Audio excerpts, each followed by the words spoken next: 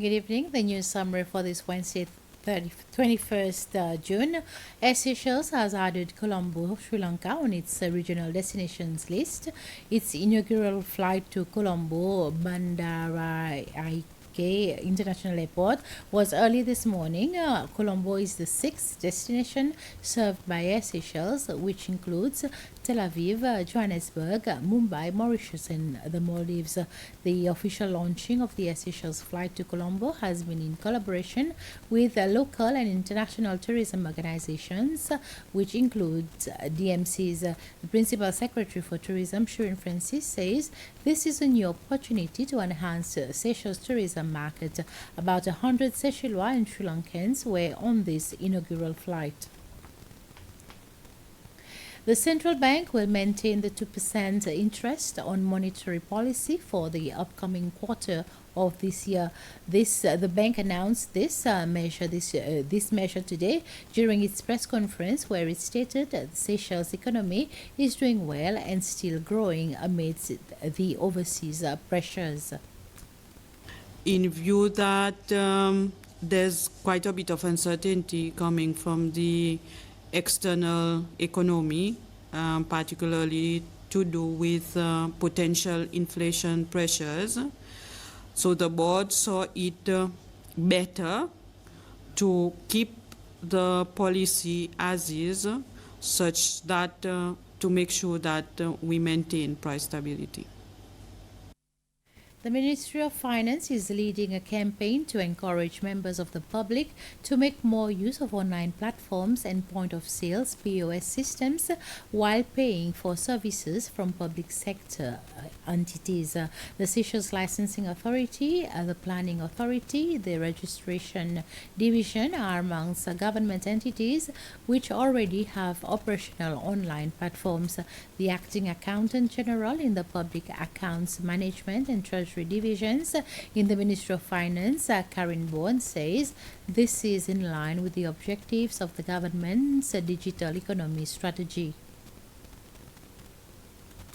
The online payment platforms are meant to complement the existing payment system already available to members of the public, such as physically going to a bank to effect transfer of payment and Visa card payment via POS. In fact, it should be noted that the majority of government entities are now accepting payment by Visa card.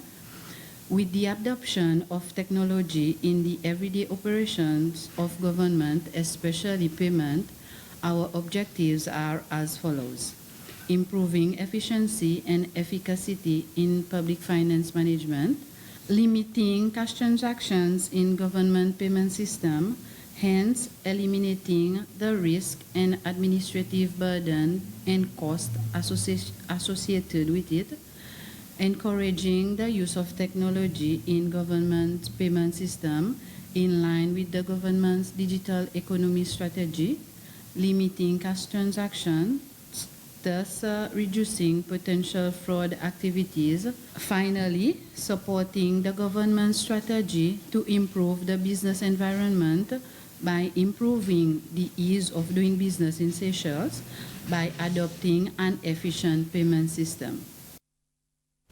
Pictures, awards, passports, coin collection, published works of late Sir James Mancham are being displayed at the National Museum of History in Victoria.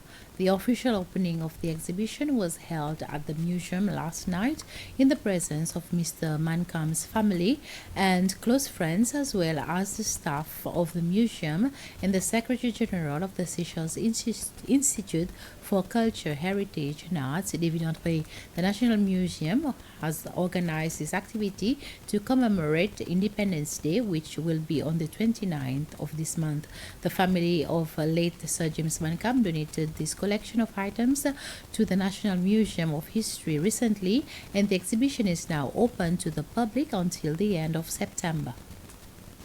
My father was a very charismatic, passionate individual who had strong views on a lot of things. He was someone who loved to travel, he loved to see the world, and nothing gave him greater joy than you know, telling people about the Seychelles, the beauty of the country, the potential of the country, and that's something, that a message he tried to spread no matter where he went.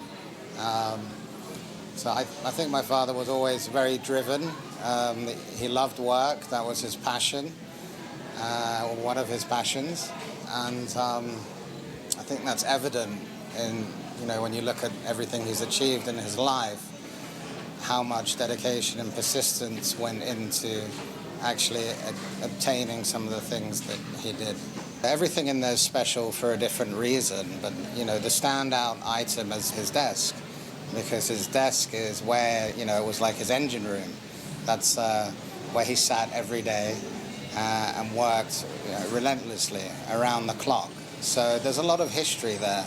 There are other items which are very special as well. You know, his passports, which show just how traveled he was. He was one of the most traveled people in the world, and you know, I think that's quite remarkable.